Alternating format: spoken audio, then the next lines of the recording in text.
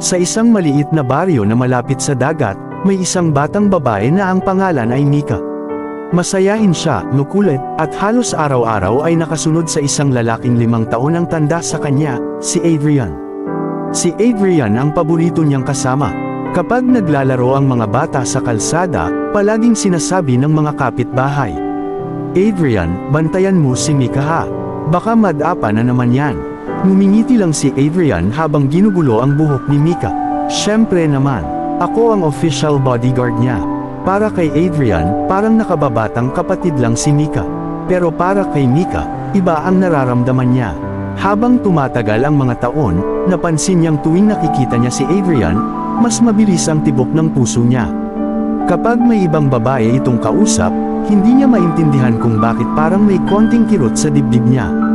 Hanggang sa dumating ang gabing hindi na niya kayang itago ang nararamdaman. Isang tahimik na gabi sa tabing dagat, nakaupo silang dalawa sa lumang bangko na madalas nilang tambayan.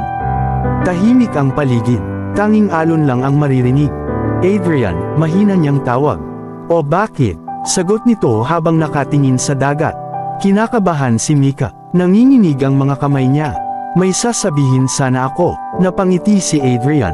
"Parang seryoso ah." Huminga ng malalim si Mika. "Adrian, mahal kita." Parang tumigil ang oras. Hindi agad nakapagsalita si Adrian. "Mika," sabi niya sa mahinahong boses. "Alam mo namang mahal din kita." Saglit na napangiti si Mika. Pero agad itong napawi sa sumunod na sinabi niya. Pero hindi sa ganoong paraan. Parang may bumagsak na mabigat sa dibdib niya. "Turing ko sa'yo, parang kapatid," dagdag ni Adrian. "Masyado ka pang bata. Balang araw makakahanap ka rin ng taong mas babagay sa'yo." Hindi na napigilan ni Mika ang pagluha. "Akala ko, may chance," mahina niyang sabi. Lumapit si Adrian at hinawakan ang balikat niya. "Please, huwag kang umiyak." Pero tuloy-tuloy lang ang luha ni Mika habang nakatingin sa dagat. Kinabukasan, umalis si Adrian papuntang Maynila para mag-aral at magtrabaho.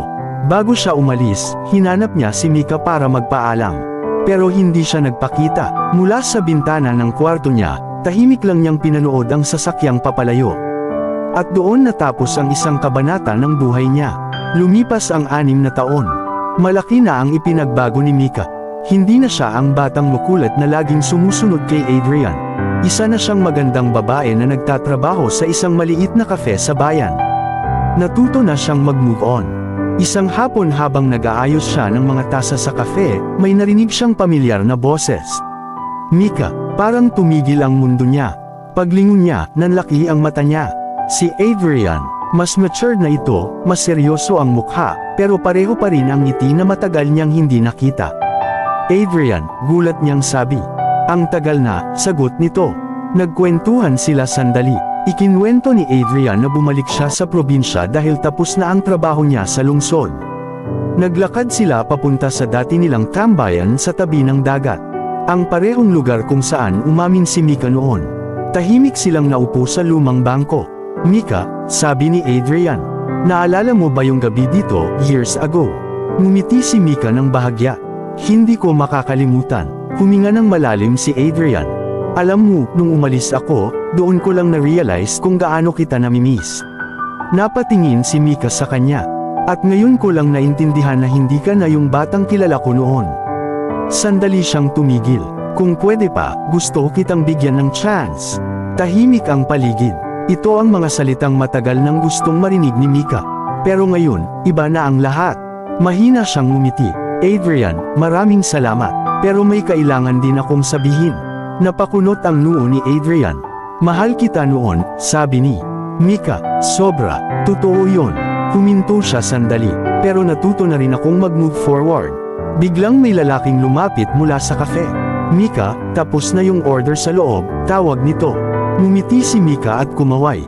Pagkatapos ay tumingin siya ulit kay Adrian. "Si Daniel pala yung fiancé ko." Parang may kumurot sa puso ni Adrian. Pinilit niyang ngumiti. "Ah, ganun ba?" Lumapit si Daniel at magalang na inabot ang kamay niya. "Nice to meet you." "Nice to meet you too," sagot ni Adrian kahit mabigat ang pakiramdam niya. Ilang sandali pa, nagpaalam na si Adrian.